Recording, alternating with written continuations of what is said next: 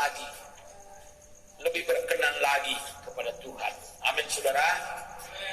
Puji Tuhan. Sebab itu hari ini kita kembali bersama-sama ada untuk mendengar firman Tuhan.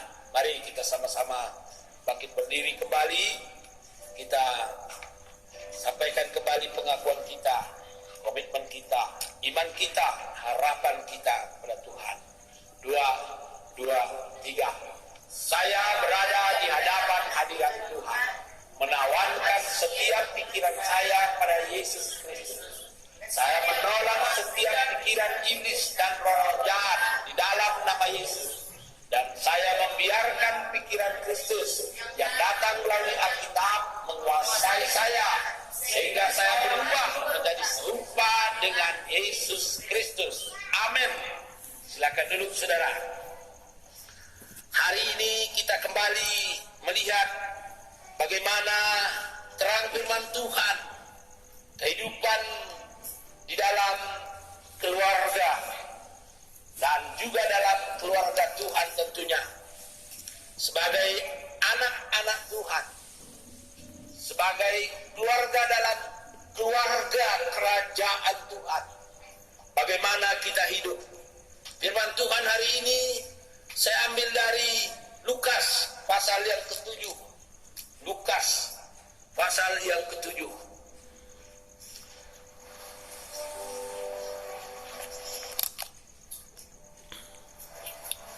Yesus diurapi oleh perempuan berdosa. Itu dibuat judulnya. Yesus diurapi oleh perempuan berdosa. Ayat yang ke-36 mulai. Seorang Farisi mengundang Yesus untuk datang makan di rumahnya. Yesus datang ke rumah orang Farisi itu, lalu duduk makan. Di kota itu ada seorang perempuan yang terkenal sebagai seorang berdosa. Ketika perempuan itu mendengar bahwa Yesus sedang makan di rumah orang Farisi itu, datanglah ia membawa sebuah buli-buli pualam berisi minyak wangi. Sambil menangis, ia pergi berdiri di belakang Yesus dekat kakinya, lalu membasuhi kakinya itu dengan air matanya dan menyekanya dengan rambutnya. Kemudian ia mencium kakinya dan meminyakinya dengan minyak wangi itu. Ketika orang Farisi yang mengundang Yesus melihat hal itu, ia berkata dalam hatinya, jika ia ini nabi, tentu ia tahu siapakah dan orang apakah perempuan yang menjamahnya ini. Tentu ia tahu bahwa perempuan itu adalah seorang berdosa. Lalu Yesus berkata kepadanya, Simon, ada yang hendak kukatakan kepadamu. Sahut Simon, katakanlah, Guru. Ada 2 orang yang berhutang kepada seorang pelepas hutang. Yang seorang berhutang 500 dinar, yang lain 50. Karena mereka tidak sanggup membayar, maka ia menghapuskan hutang kedua orang itu. Siapakah di antara mereka yang akan terlebih mengasihi dia? Sampai di sini saja pembacaan firman Tuhan.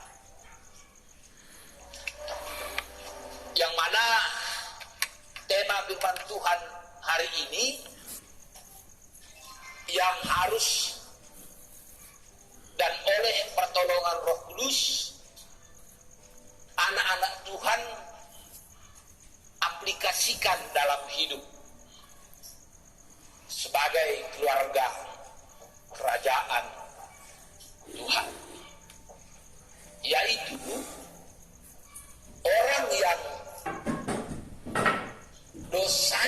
diampuni,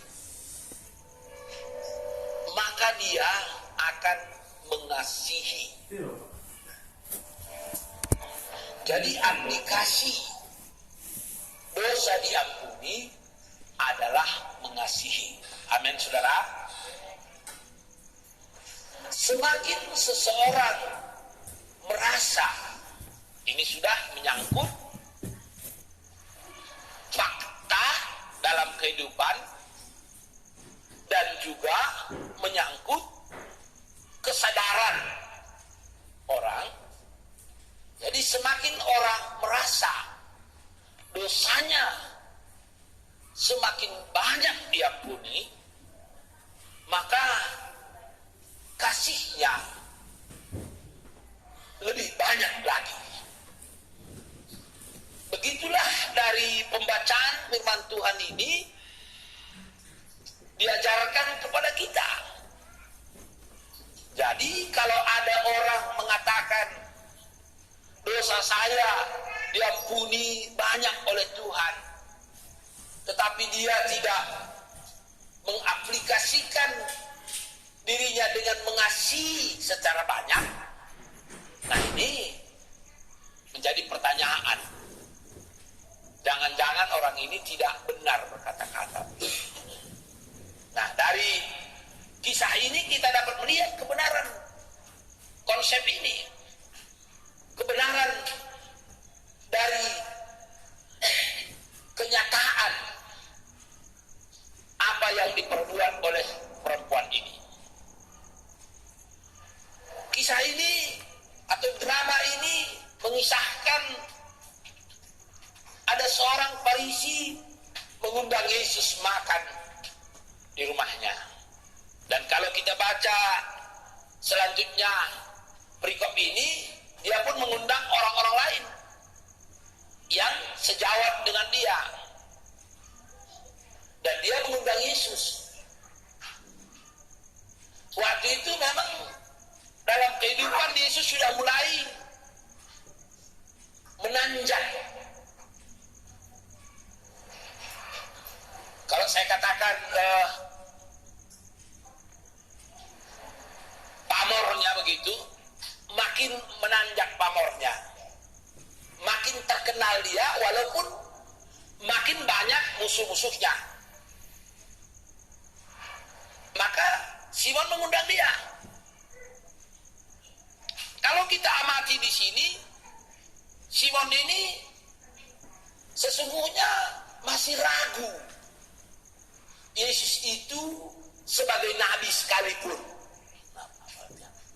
Masih ragu, karena dia berkata, kalau orang ini, jika orang ini nabi, ya, jadi dari kata-katanya ini dia sendiri masih belum yakin bahwa Yesus itu nabi, apalagi Mesias, gitu. Apalagi Mesias, apalagi juru selamat yang dijanjikan oleh Allah kepada bangsa Israel. Nabi saja dia masih ragukan. Nah, jadi kalau dilihat daripada tingkat keyakinannya ini, saudara, umat tetangga kita, umat Islam, lebih besar imannya daripada orang Farisi ini. Karena umat Islam yakin Yesus itu nabi, yakin dia nabi, tapi sebatas nabi. Jadi orang Farisi ini hanya menganggap Yesus itu guru yang baik, teladan yang baik. Nah, bukankah begitu juga di pemerintahan kita, negara kita ini, Yesus seringkali hanya dianggap sebagai teladan untuk dituruti. Dalam seremoni-seremoni Natal ataupun dalam seremoni-seremoni Paskah, kalau diminta kata sambutan dari unsur pemerintahan, seringkali hanya itu. Kita harus meniru keteladanan Yesus itu. Lalu keteladanan dia berkorban itu. Karena dia guru yang harus diteladani. Begitu jadi begitu juga cuma keyakinan orang Farisi ini. Tapi walaupun begitu dia mengundang Yesus. Nah, walaupun begitu dia mengundang Yesus.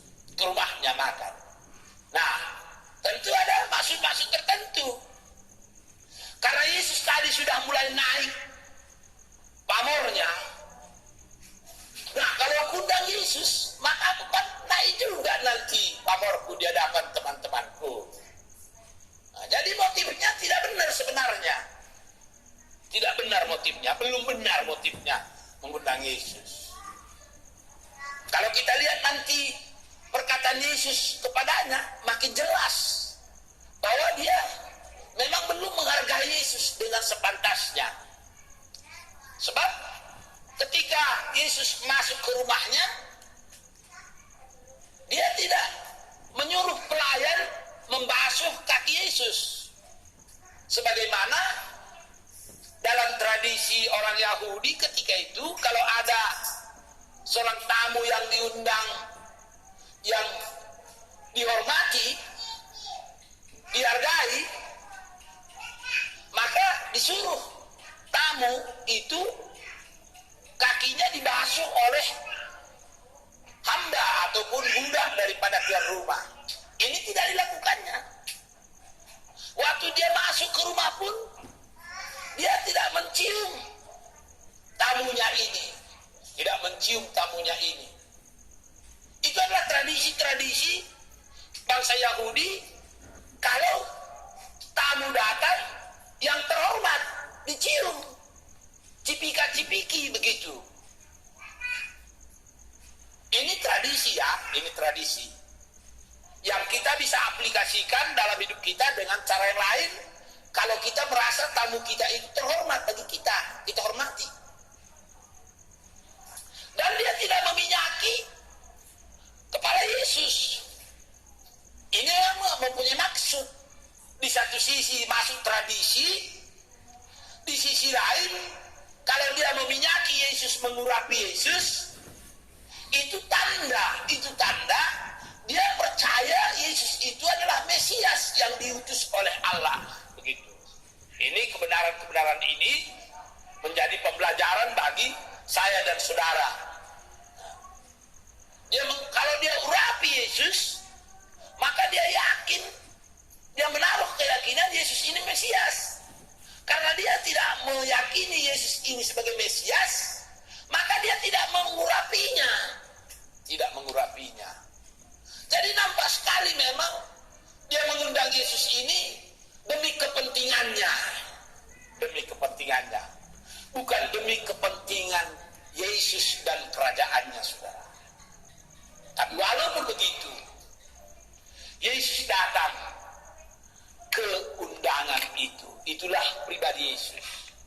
Sekalipun orang tidak menghormati sepantasnya dia datang menghadiri undangan itu. Puji Tuhan. Puji Tuhan, saudara. Inilah sebenarnya satu sikap yang harus dibangun dalam hidup kekristen. Dan menyambut kita, menghargai kita sepantasnya. Kita harus tetap melakukan kehendak Tuhan dalam hubungan itu. Karena Yesus berkata dalam Yohanes pasal 5, dia tidak dapat melakukan sesuatu apapun kalau tidak dia dapat melihat Bapa melakukannya. Yesus berkata bahwa dia tidak dapat melakukan sesuatu apapun dari dalam dirinya kalau Bapa tidak melakukannya. Jadi apa yang dibuat Yesus itu adalah sebagai suatu ketaatannya kepada Bapa, sebagai suatu penghormatannya kepada Bapa, sebagai suatu pengagungannya kepada Bapa, sebagai suatu cara dia menyelesaikan pekerjaan yang Bapa perintahkan dia lakukan. Semua yang dilakukannya adalah untuk Bapa semata-mata. Maka di dalam keadaan yang tidak nyaman itu pun dia lakukan itu. Kita dapat bayangkan bagaimana kalau seorang datang mengundang kita bukan untuk memberikan suatu sambutan yang selayaknya pada kita, tetapi sesungguhnya ingin mengambil kehormatan dirinya, membangun kehormatan dirinya dalam pengundangan itu, dan sekaligus itu bentuk juga pelet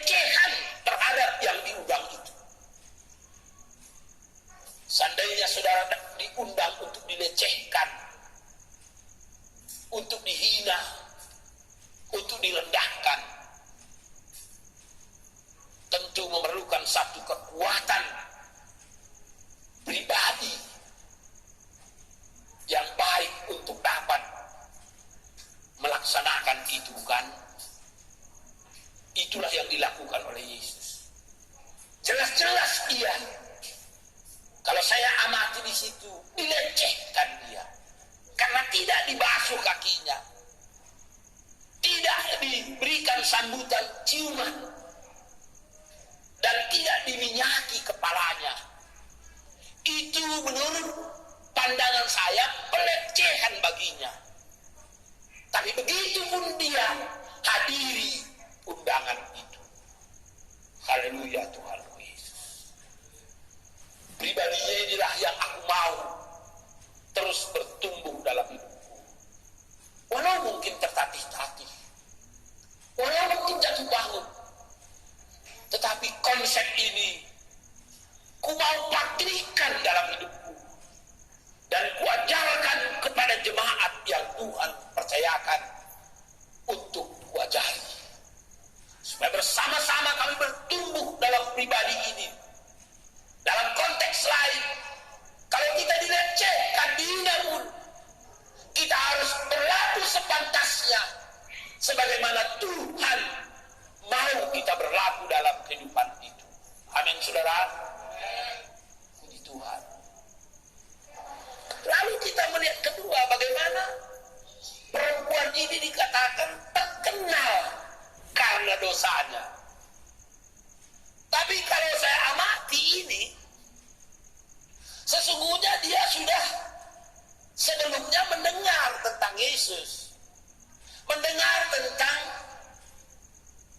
ajaran Yesus. Dia telah melihat kehidupan Yesus dari jauh. Dan dia sudah bertobat. Dia sudah bertobat. Kenapa saya katakan dia sudah bertobat, saudara? Saya melihat dari ayat itu. Pertama-tama, dia datang dengan tidak lagi mengepang-ngepang rambutnya. Orang berdosa, apalagi terkenal dosanya, di sini mungkin orang ini menjadi wanita tunasusila. Kalau sekarang dilemahkan artinya dengan memberikan suatu inisial pada mereka, yaitu PSK.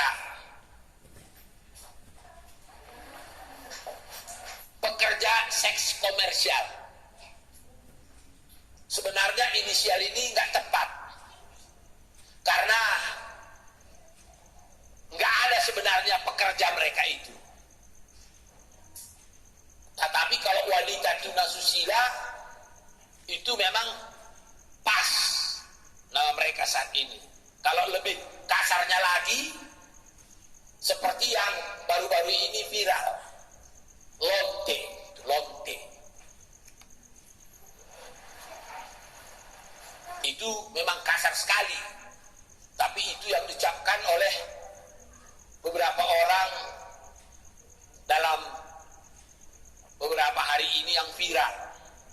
Nah, itulah perempuan ini. Dia adalah lonte, wanita tunasusila. Sebelumnya, di mana pada zaman itu, saudara, pada zaman itu, orang ini harus punya pakaian khas. Punya pakaian khas. Dan rambutnya harus dikepang-kepang. Harus dikepang. Sehingga orang dapat melihat. Kalau ada orang rambutnya dikepang-kepang, berarti ini WTS, wanita tunasusila. Begitu. Sehingga orang menjauh, jangan dekat-dekat. Gitu kan? Kalau dia hidung belang, baru mendekat. Atau mengumbar nafsu seksnya, dia datang mendekat. Dalam Amsal Sulaiman, Amsal memberikan nasihat kepada seorang remaja. Jangan kau dekat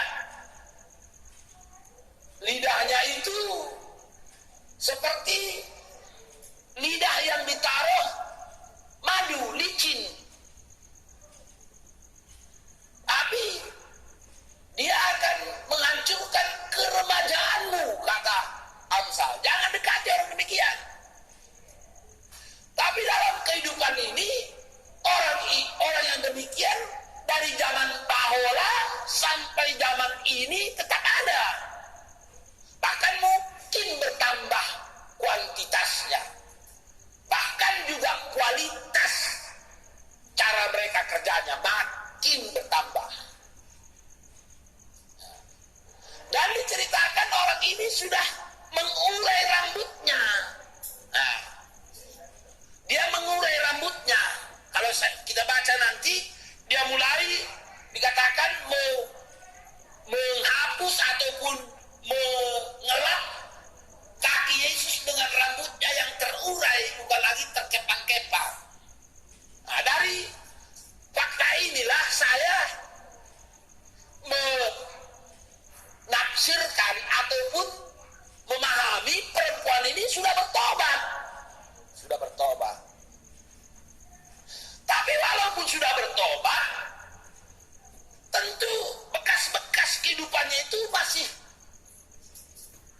sulit dia hilangkan, bukan? Apalagi di kacamata orang Farisi ini. Nah, tetapi saudara, keberaniannya itu datang ke rumah Simon itu, ini luar biasa untuk mendatangi Yesus. Dia datang ke rumah Simon itu.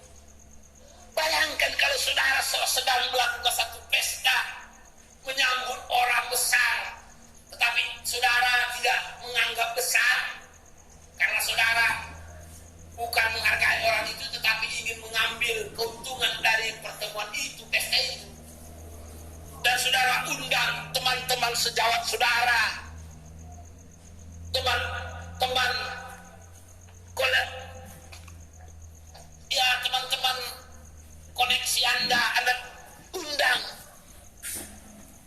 Yang mana yang Anda undang itu dalam konsep Anda orang yang tidak ada cacatnya, tidak ada celahnya. Lalu sementara Anda makan gitu, datang seseorang yang terkenal dosanya. Semua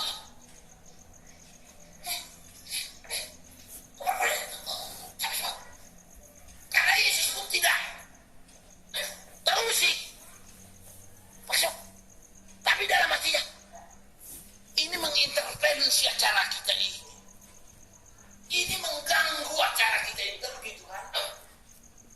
Pasti begitu dalam pikiran. Nah, maka di sini kita melihat keberanian perempuan yang berdosa ini, yang sudah bertobat ini, luar biasa untuk datang Yesus. Memang untuk datang kepada Yesus itu gak gampang. Banyak hal yang harus dikorbankan untuk datang pada Yesus. Tapi karena dia sudah mengalami pertobatan, karena Yesus sudah mengajar, Yesus sudah memperlihatkan bagaimana hidupnya, diam-diam perempuan ini berubah hidupnya.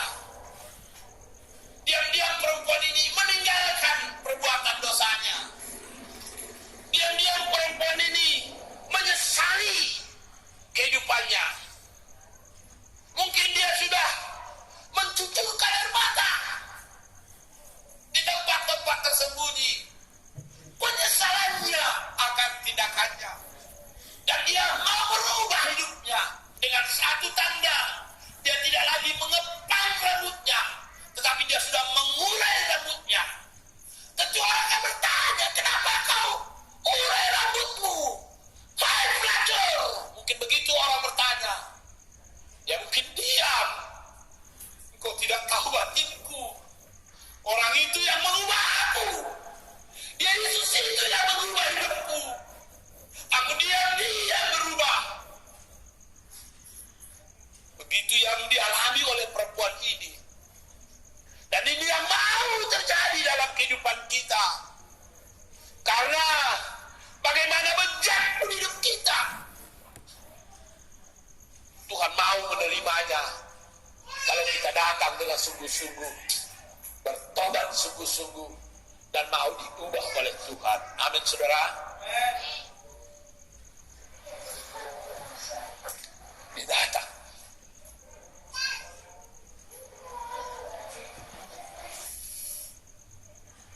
Lalu dia pun datang menghampiri Yesus.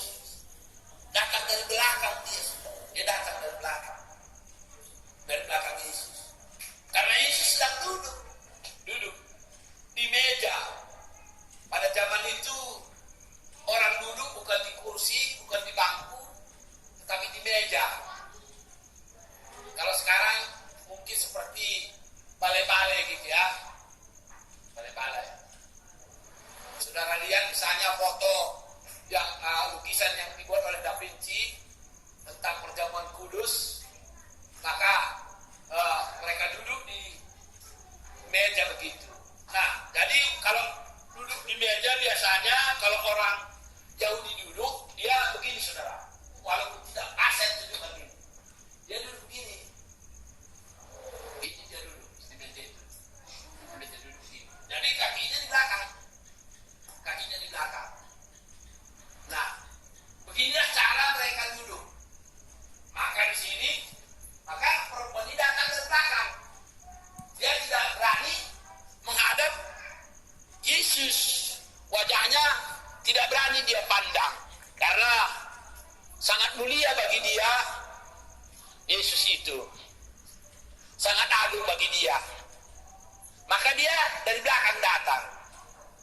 Lalu dia datang dari belakang. Ingat saya katakan tadi, pasti mengejutkan orang-orang. Dia menerobos keberatan orang. Dia menerobos hambatan-hambatan yang ada. Yang datang dari orang-orang tentu. Begitu juga kalau kita datang pada Yesus, pasti ada hambatan-hambatan. Pasti ada halangan-halangan. Tetapi kalau kita mau menunjukkan kasih kita kepada Yesus, hambatan-hambatan itu tidak akan berarti. Amin. Dia datang. Lalu kemudian dia pun menangis di bawah kaki. Menangis dia. Dan air matanya itu jatuh ke kaki Yesus. Mengalir air matanya. Sekarang dia dapat Yesus, dia tumpahkan sungguh-sungguh penyesalannya tentang perbuatannya. Dia tunjukkan benar-benar pertobatannya di hadapan Yesus. Dengan menangis di hadapannya, mencucurkan air mata, saudara. Mencucurkan air mata. Saya mungkin orang yang cengeng. Sungguh saya mungkin orang yang cengeng. Kalau saya menyadari saya berdosa kepada Tuhan, apalagi kalau dosa itu ada, saya sadari unsur kesengajaan, saya nggak menangis kalau minta ampun sama Tuhan. Nggak menangis. Mulai saya mengenal Tuhan, kalau saya menyadari saya berdosa, apalagi ada unsur kesengajaan saya, entah itu karena tekanan atau itu karena godaan, saya nggak menangis kalau saya minta ampun sama Tuhan.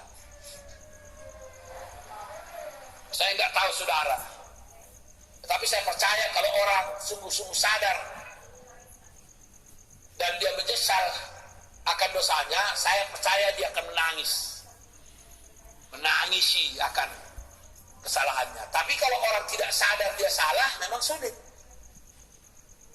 Apalagi kalau hanya doa pengampunan dosa formalitas. Itu sebabnya saya dalam doa umum jarang sekali saya katakan ampuni dosaku Tuhan, jarang sekali.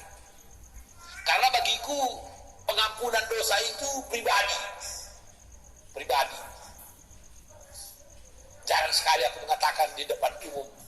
Apalagi kalau doa dalam gereja gitu, jarang sekali saya mengatakan ampuni dosaku Tuhan, jarang sekali. Karena bagiku pengampunan dosa itu, pengampunan dosa itu pribadi.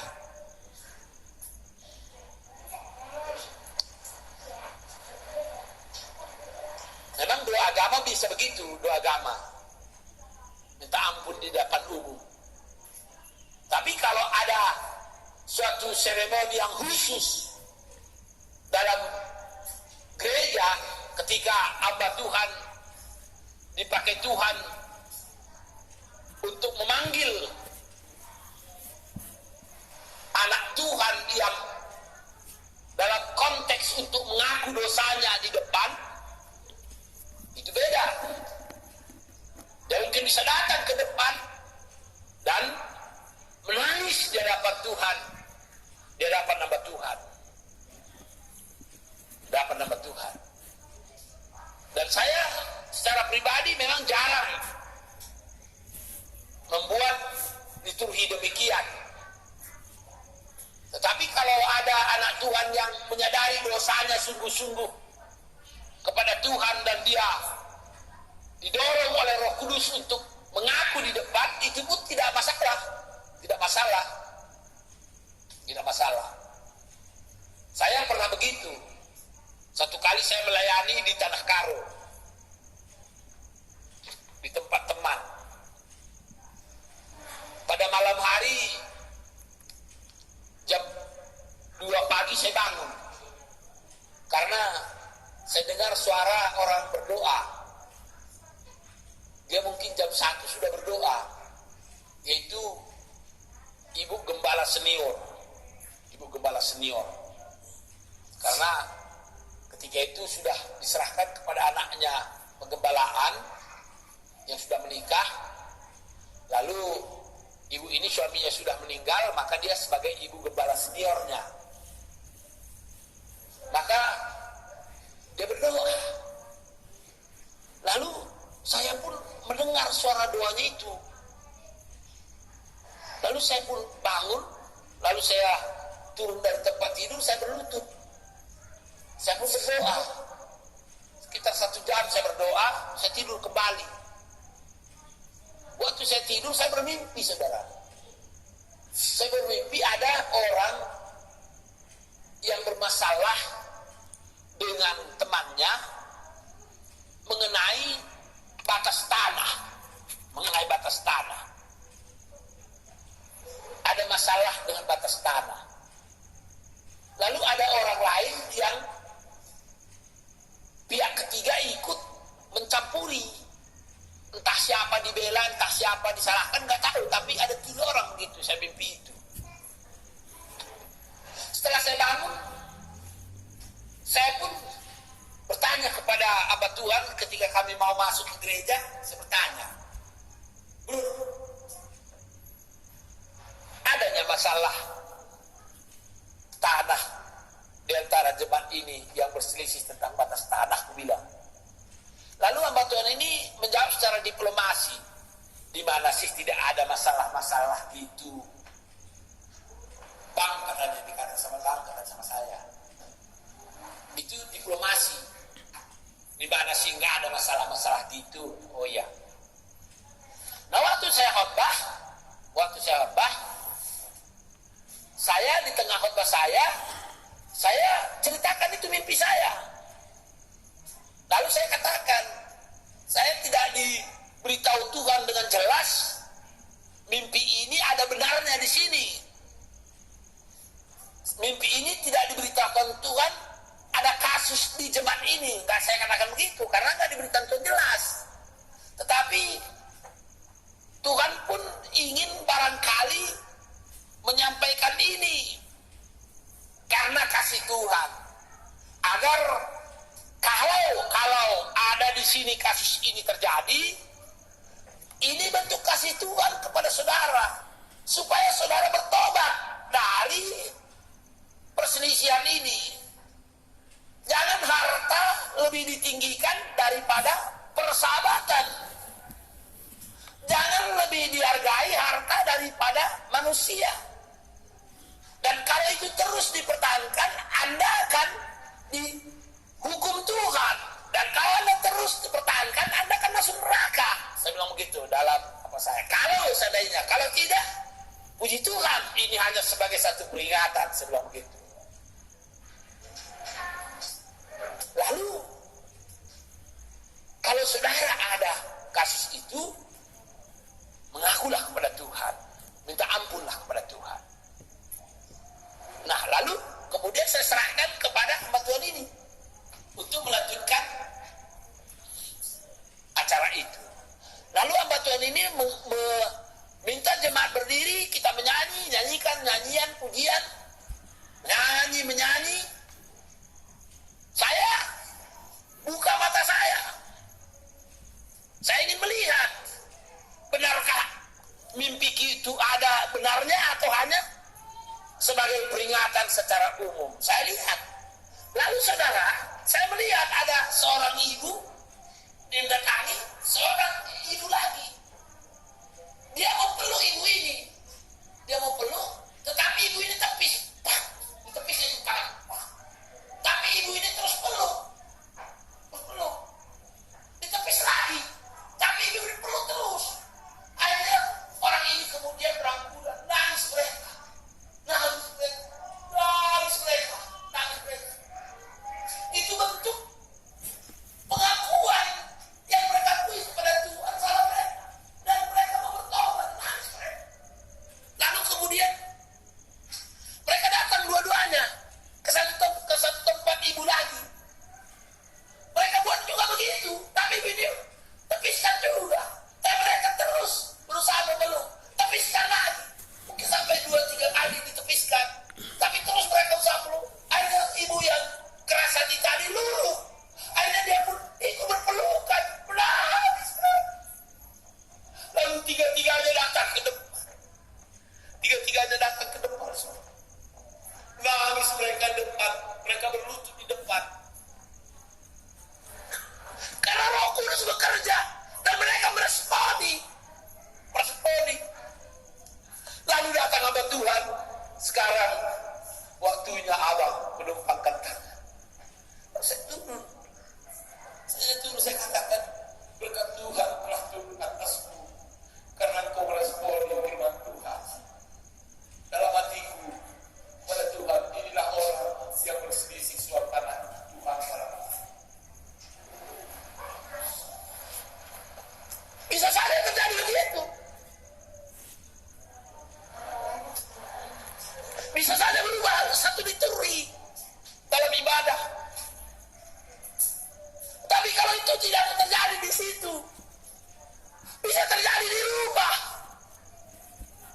terjadi di tempat kerja, terjadi di ladang, di tempat usaha, terjadi di mana bisa terjadi.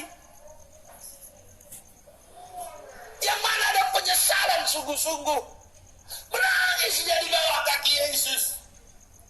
Lalu mulai dia yang selama ini dia banggakan rambutnya itu, ataupun wajahnya yang selama ini mungkin dia hiasi dengan alat-alat kosmetik ketika itu pun sudah ada.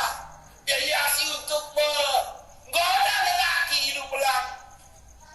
Lalu mulai jatuh air mata. Dia tidak peduli. Dia tidak peduli lagi wajahnya. Udah cenderung tidak peduli dia. Karena dia mau menyampaikan kasihnya kepada Tuhan. Dia berikan air matanya. Mengalir di wajahnya. Turun. Lalu dia ambil rambutnya yang panjang yang selama ini dibanggakannya sebagai mahkotanya. Sebagai pemikat lelaki yang pemuas nafsu mereka. Dia mulai itu lagi.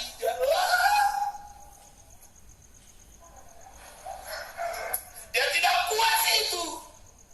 Dia pecahkan minyak yang ada di uli-uli walam itu. Dia mulai urapi kaki Yesus. Itu yang dia buat. Saudara, benar, orang yang besar, dosanya diampuni, kasihnya besar kepada Tuhan.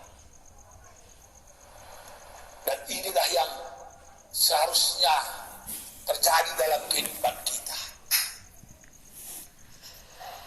Besar kecil, dosa itu adalah dalam konteks manusia bernilai.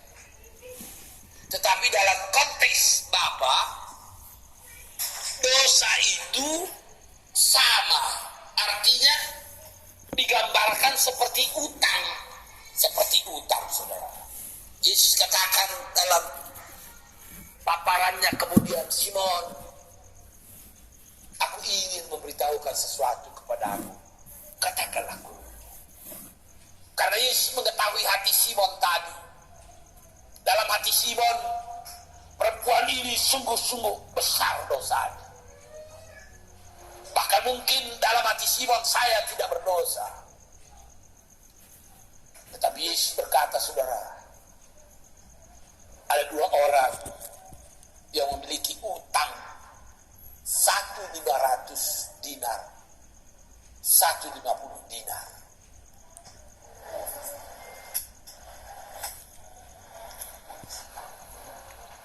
Ada besar kecil di dalam pemahaman manusia tentang dosa. Dan Yesus mau ikut masuk ke dalam pemahaman manusia itu. Bukan untuk menyetujui pemahaman manusia, tetapi untuk dapat menerangkan kebenaran kepada manusia. Maka dia ikut dalam pemikiran manusia itu. Begitulah cara Tuhan menerangkan kebenaran. Begitulah cara Paulus datang memberitakan Injil. Kepada orang Yahudi aku seperti orang Yahudi, kepada orang Yunani aku seperti orang Yunani. Tetapi aku tetap memiliki kebenaran yang sejati. Firman Tuhan itu begitu, disampaikan kepada orang sesuai dengan penanggapan orang. Tetapi substansi firman Tuhan itu tidak berubah. Tidak berubah. Kemurnian firman Tuhan tidak boleh berubah. Kalau kemurnian firman Tuhan dirubah untuk menjangkau orang-orang, maka kita bukanlah hamba Tuhan, bukan wakil Tuhan berbicara. Tetapi konteks manusia berbeda, Tuhan datang dengan cara yang berbeda.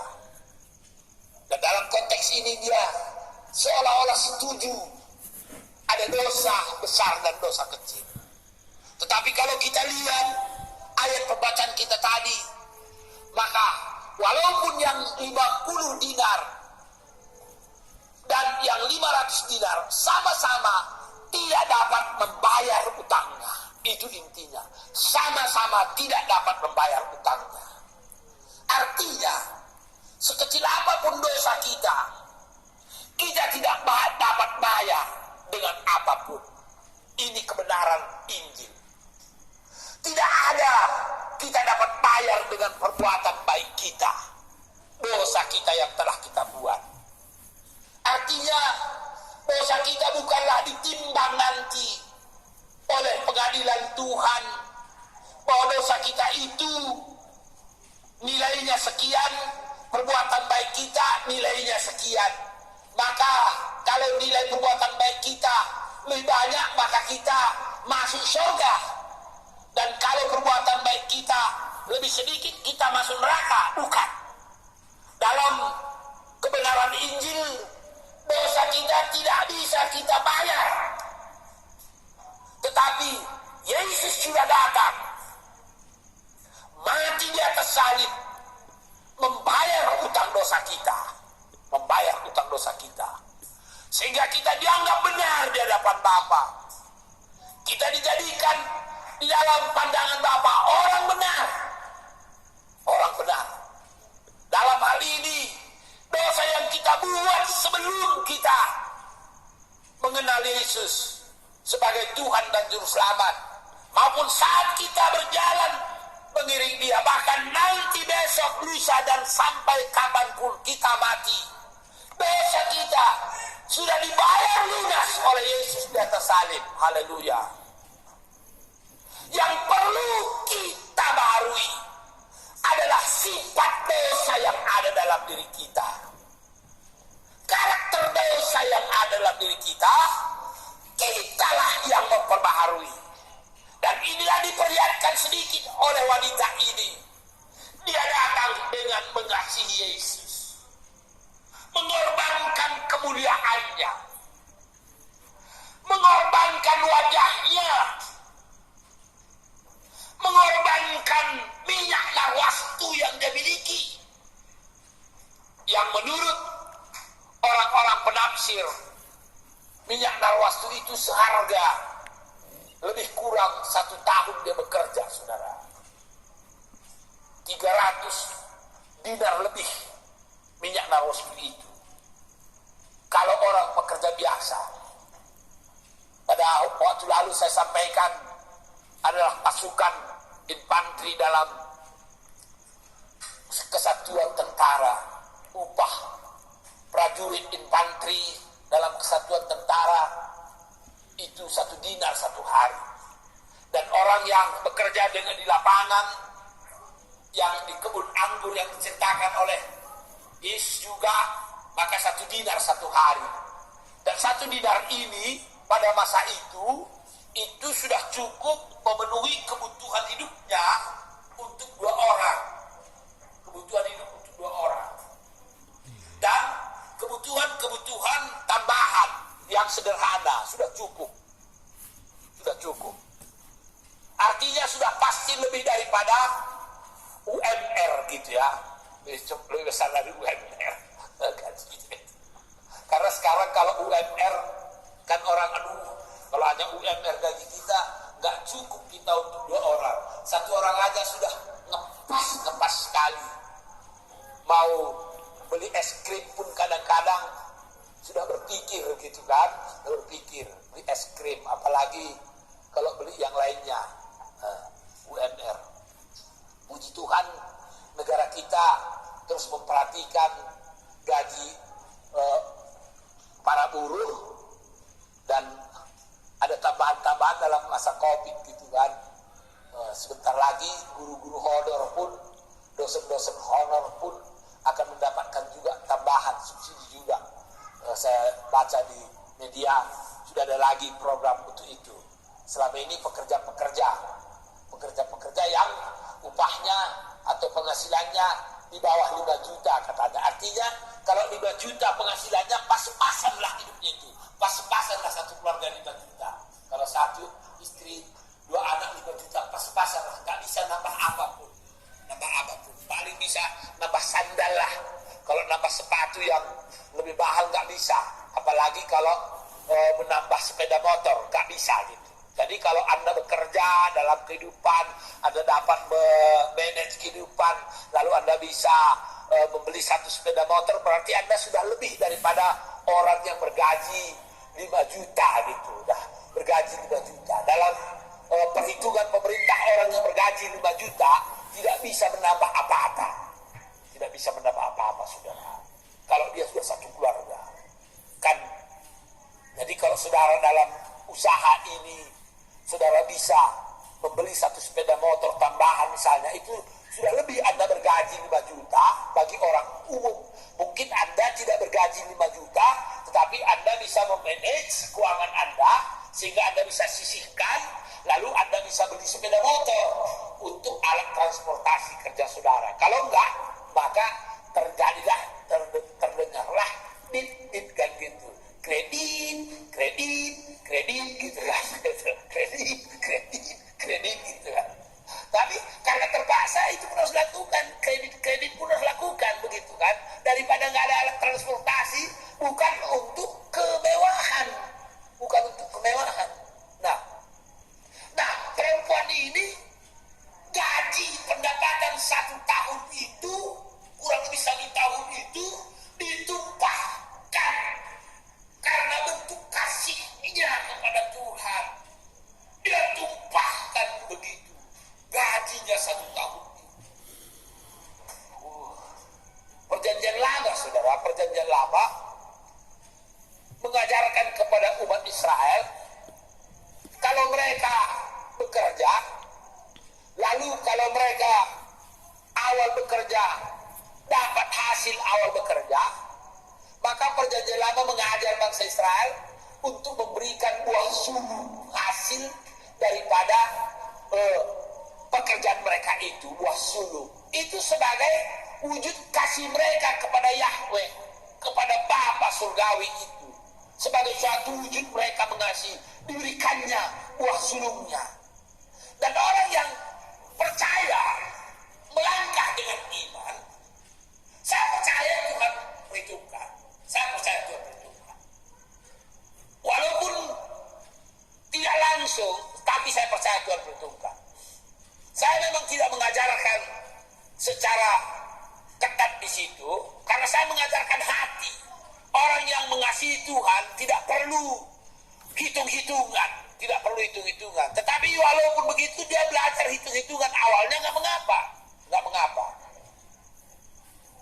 Tetapi saya pernah ingat layar saya hamba Tuhan ketika itu. Dan jemaatnya ketika itu mahasiswa. Termasuk dari saya. Anak kakak saya yang di Tanah Karo. Dari saya ini belajar sungguh-sungguh mau bertaat pada Tuhan. Orang tuanya pun memang berdoa. Didukung oleh ibunya berdoa. Saya di sana SMP, saya dengar benar-benar doa kakak saya ini. Memang suaminya kurang dalam berdoa, tapi bekerja keras. Nah, anaknya ini setia sebagai mahasiswa, dia setia mengikuti ibadah yang dilakukan oleh ini hamba Tuhan ini. Dan puji Tuhan pun menolong dia. Dan akhirnya dia dapat jadi PNS. Ketika dia sudah PNS ketika itu di daerah Padang, yaitu di daerah Solok, Kabupaten Solok, saya ingat benar-benar waktu itu. Karena kami hari itu sudah pulang kemari ke Medan kami ketika itu. Gaji pertamanya diberikannya semua kepada gembalanya itu, pada lain itu. Dikirimkannya semua kepada gembalanya, gaji pertamanya ketika itu. Diberikannya semua. Karena diajarkan lain ini bahwa buah sulung daripada hasil hidupmu berikan kepada Tuhan, itu diajarkannya. Diberikannya. Dan saya mengamati kehidupan Beresa ini. Di sana dia kemudian menikah dengan seorang sipir penjara ketika masih sipir. Tapi kemudian Beresa ini tetap pendoa. Bahkan di sana pun katakan berusaha dia komunitas Kristen walaupun sulit di Solok. Tapi dia beberapa temannya melakukan kehidupan ibadah kecil begitu. Dan puji Tuhan, suaminya kemudian pindah ke Tanah Karo. Lalu dia ditarik jadi guru SMA. Suaminya kemudian terus naik, dia punya kehidupannya. Dan sekarang suaminya menjadi KPLP. Sudah 3 tahun KPLP di Santar ini. Secara ekonomi pun mereka diberkati Tuhan. Tetapi secara rohani, saya melihat dari saya ini kuat dalam Tuhan. Menghadapi suaminya yang mungkin belum seirama dengan hidupnya, masih lebih mengandalkan dunia ini. Kalau dalam hal kejahatan, moral, etik dan apa enggak, saya jamin. Kalau dalam hal moral, etik, apalagi kejahatan yang dosa menurut orang, maka suaminya ini pun orang baik menurut saya. Tapi kalau soal konsep dunia ini masih tujuan hidupnya, disinilah perjuangan dari saya ini membangun imannya, membangun rohaninya, menghadapi itu. Kuat saya lihat, ditopang oleh Tuhan. Nah, saya kaitkan dengan itu tadi, dengan yakinnya dia memberikan buah sulung pendapatannya kepada Tuhan ketika itu. Gak gampang, karena dia bukan bersama orang tuanya. Dia berada di sana. Dia membutuhkan tentu biaya-biaya hidupnya sebagai guru ketika itu. Gaji pertamanya diberikannya kepada kepalanya. Apa yang saya katakan ini, saya tidak mengajak saudara. Saya tidak artinya mempengaruhi saudara supaya saudara berikan begitu pada saya, bukan. Dijauhkan Tuhan. Saya lebih memahami kondisi ekonomi saudara. Kalau anak-anak saudara tidak bisa minum susu, jangan Anda beri kepada gereja. Lebih baik saya mati di bawah kaki Tuhan daripada saudara terimpus dengan ajaran yang tidak benar. Tetapi kalau saudara merasa yakin itu tuntutan Tuhan kepada saudara, jangan saudara tahan-tahan.